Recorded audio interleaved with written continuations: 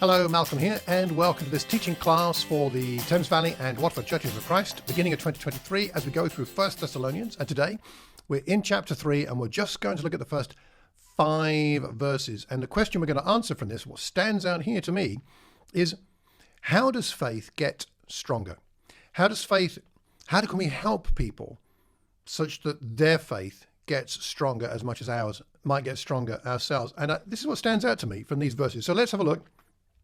Chapter 3, verse 1, Paul says, knowing what's going on in Thessalonica, they're going through a hard time, persecution and suffering. He says, when we could stand it no longer. I just love that. This is Paul's heart coming out here. He's like, I can't stand it. When I can stand it no longer, we thought it best to be left by ourselves in Athens. We sent Timothy, our brother, co-worker in God's service, in spreading the gospel of Christ, to strengthen you and encourage you in what? Your faith. This is Paul's central concern, not to stop the suffering or the persecution, though I'm sure he would have liked to, but to make sure their faith is in a good place. And he says, so that no one would be unsettled by these trials. In fact, you know quite well, we were destined for them. In fact, when we were with you, we kept telling you we would be persecuted. It turned out that way, as you well know. For this reason, when I could stand it no longer, it comes back again, I sent to find out about what? Your faith. I was afraid that in some way the tempter had tempted you, and our labours might have been in vain. And next time we'll go on to verse 6 and following, where we learn that Timothy's trip was a great success. He comes back with a glowing report of the church there and of their affection for Paul. All is good, but they did need Timothy.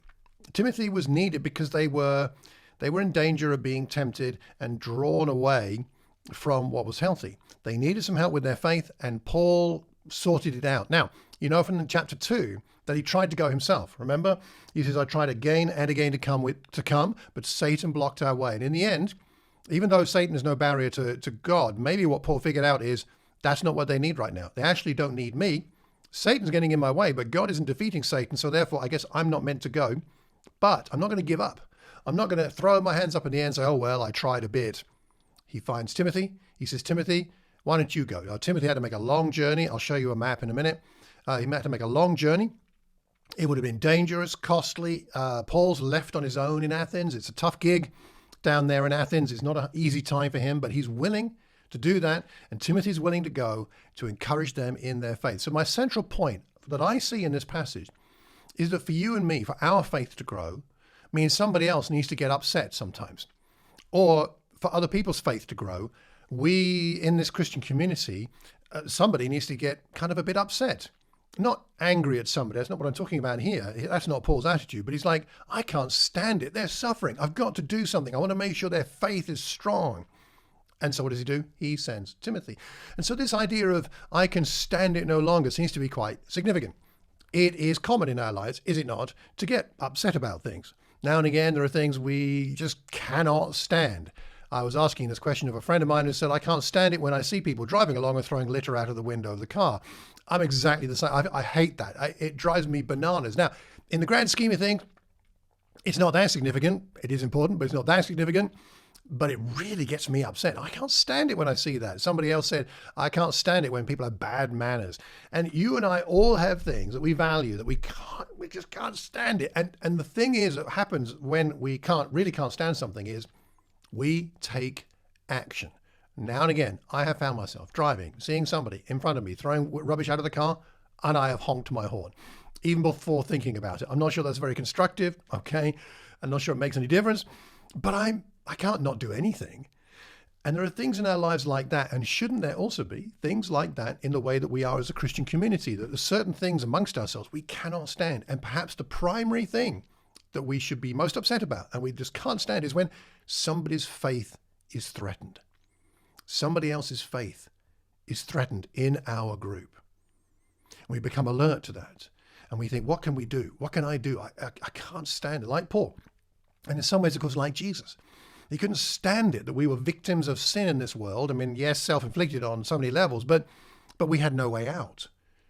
And so he came to this earth simply because, in a sense, he couldn't stand it any longer. I imagine him talking to God, and I'm sure this conversation didn't quite go exactly like this, but I can imagine Jesus saying to his Father, Father, Look at all the suffering because of sin in this world. Look at how trapped they are in their sin. They don't have access to being with us in the heavenlies. I can't stand it any longer. What do I need to do? And Father God says, well, you need to go to earth. Okay, you're going to need to suffer like they do on earth. Okay, you're going to need to be nailed to a cross. I don't know how Jesus reacted, but what I do know, what we all know, is that he was so upset about our situation. He said, I'll do even that. I cannot stand to see them suffer any longer. I will go and I will suffer and I will go to the cross. And that's why you and I are here. And our faith is real because of what Jesus did. And surely that's the same way we should be with each other. Now, there are things we need to talk about in our fellowship groups about how we do this effectively, because we're not to come to each other with judgment. Like, your faith is weak, I'm going to fix you. Not a good way to be. And Paul had a relationship with the Thessalonians that allowed him to be very warm with them, very affectionate, as you read the rest of 1 Thessalonians, and also able to be fairly direct. But when he talks about strengthening their faith, I don't sense that he's judging them. He's just concerned for them. So we need to understand, how do we do that? That might be a good discussion to have with your friends, is how do we bring up things of faith with each other without being judgmental, without being lording it over somebody, without being like, I'm the fixer for your problem, just to make ourselves feel good generally. How do we handle these conversations is a very important thing to talk about together. So faith gets stronger in our group when we get upset about faith being potentially weakened or weak, and we need to do something about it, right? Faith gets stronger because then we act because we're upset, because we can't stand it. But motivated by love, of course. So he sends Timothy, who goes up there, despite the fact that last time he was there were riots, and the jealous Jews are probably still there. Takes a lot of time, energy, and possibly money. We're called, I believe, to make sacrifices on behalf of others to help them with their faith. This is true for our children, taking them to church events. It may take time out of your weekend. You're tired from working a tough job, Monday to Friday or whatever you do, and you need some energy, recuperating at the weekend, that's true, but then maybe your kids have activities. There are preteen events or teen events to go to. There's a journey to travel. There's petrol or diesel to put in the tank. Or volts if you've got an EV. It's going to cost you some money to go to these events, perhaps even as a parent, to attend prayer events for parents, to hang out with other parents, to talk about our faith and the faith of our children. This takes time. It takes energy. It takes investment. It takes sacrifice. Calling a friend to pray with them, or going to see them to have a coffee and talk together about our faith, not just about the weather, although that's okay, not just about the football or the price of fish, but also, how is our faith? I remember Archie, some of us will know, one of his favorite questions to me when we used to hang out back in the day was, he'd say, Malcolm, and we talk about things, and he'd say, how's your life and doctrine? And it was kind of a jokey way to bring up the spiritual part of the conversation. Okay, let's talk about how is your life and doctrine? And we talk, and I say, well, this is how I'm doing my prayer, or this is how I'm feeling about my Bible study, or this is how I'm feeling about God, or this is how I'm feeling about life right now, and how I feel that God is with me or not, and is I'm doing with my purity. And we talk about all kinds of things together, but we knew it was important to have a faith component part of our conversation. Now, that doesn't mean that every time we meet together as Christians, we should talk about our faith in detail every single time. But if we're not doing that regularly, something is missing, right? If Paul had this much concern for the Thessalonians, who were a strong early church and who really were doing well in so many ways, when he's able to commend them in chapters 1 and 2 for so many things about their faith and love, their hard work, their endurance, their labor for God, if he can commend them but still be concerned about their faith and express it and find resources and make sacrifices, how much more it's important that we do this. Now, there are risks associated in helping one another with our faith. The first is that we could come across judgmental. It could be that we try and help somebody and our offer of help is rejected and we may feel hurt. It may be that we try to help someone with their faith and it, frankly, just doesn't work. It may be that we're afraid that there may not be a good outcome if we try and help, and there may not be a good outcome. There are so many potential barriers, but we've got to overcome them by faith, because of love, because we care about our brothers and sisters and about the status of our faith. And the status of our faith is such that not that we're trying to get somebody to an acceptable level of faith that we've determined what that is. None of us are ever at that anyway, right? We have faith, and we have enough saving faith because Christ has come into our lives and we've repented and we've been baptized for the forgiveness of sins. We have the Holy Spirit. We're guaranteed our salvation. We have the seal, the guarantee of that, Ephesians 1:13. But our faith is meant to what? It's meant to grow, isn't it?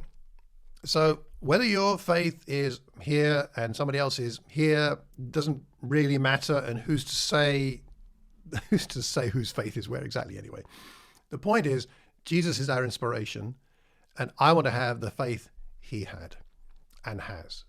And don't you want to have the same faith that he has? So wherever we are compared to Jesus, and he's not doing comparisons as far as I can tell, nonetheless, wherever we are, we want to help each other grow in our faith to be a bit more like the faith of Jesus Christ, our inspiration, our Savior, our brother, our friend. And this is what I think Paul is doing here. Paul is, and together with Timothy, he can't stand it any longer to worry about them and be concerned about their faith. He knows there are dangers spiritually to them. And so he decides he's going to send Timothy. Timothy decides to go, and their faith is strengthened and encouraged. So just to wrap up, what I think would be useful for us to consider is you might want to do a bit of an honest evaluation of your current abilities in your group to help each other with their faith. How are we doing? Do we talk about our faith? Do we talk about our relationship with God? Do we talk about how we're really doing inside with our faith? Is this actually happening? And if it is it being done well? Are we doing it in a loving way? Are we doing it in an upbuilding way? Are we being honest and loving? Are we asking the right questions? Are we asking them in a loving way? And when we respond, are we being honest? Do we have enough safety in this group to have those conversations, whether it's one-on-one or groups of 3 or 4 or 5 or more, whether it's a bunch of men meeting together or a group of women or married couples meeting together or whoever it is? Do we have that safety? And what do we need to do to build that level of safety so that we can have these kinds of conversations? You might want to have that as a discussion in your groups. You may want to consider also the value of praying more for each other. I find that when I pray for other people, it's a lot easier to have faith conversations. Paul, we know, look through the book of 1 Thessalonians. He prayed for these people. He was thankful to God for them. Over and over again, he expresses that. How are we doing at praying for one another in our little groups? Really important. Are we taking action to strengthen and encourage one another when it's possible? Are we doing so out of love, gently, and with compassion? Not charging in like a bull in a china shop, but also not standing by and watching and thinking, well, somebody else will do it. That's not the way Jesus was. It's not the way Paul was. And it's not the way a Christian is with their brother or sister. Yes, we should speak the truth. Put off falsehood, Paul says in Ephesians 4. Put off falsehood, speak truthfully to your neighbor, but do it out of love. Let's apply these principles to ourselves. Let's get willing to be, for people to encourage us, to help us, but also let's have the willingness to help other people. We have an opponent, as Paul mentions here, the tempter, but although he's to be respected on some level, he's not to be feared because our faith overcomes all these obstacles. Jesus cared and then he acted, made his personal sacrifice for you and me to help us with our sin, but also as an example of how to treat one another. God couldn't stand it any longer, so Jesus came. Jesus couldn't stand it any longer, so he came and went to the cross. Let's be the kind of people who can't stand the idea that a brother or sister is struggling with their faith and you or I could do something about it. Let's be a Christian community that cares for each other on so many levels, but especially on the level of helping each other with our faith. I hope you find these thoughts helpful, and I hope you have a fruitful discussion about them. I'd love to know what you think, so drop me a line, malcolm@malcolmcox.org. The next class will be on the next part of chapter 3, and until then, I wish you all of God's blessings and that you find in your local community that you are able to strengthen one another's faith. Take care. God bless.